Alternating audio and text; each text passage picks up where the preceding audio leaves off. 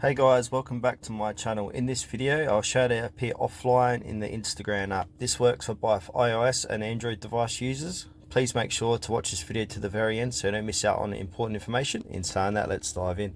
Alright guys, the first thing you need to do is open up your Instagram app on your phone, and then you'll be brought to your home page. And from here, you want to click on your profile picture. And then once you're in your profile, click on the hamburger looking icon that's located top right hand corner of your screen, and then from here, and then you want to click on settings and privacy, top of your screen, and then from here, and then scroll down, and where it says how others can interact with you, you want to click on messages and story replies, and then click on who can see you're online, click on show activity status, and then currently mine is turned on, and to toggle this off, just simply toggle it off.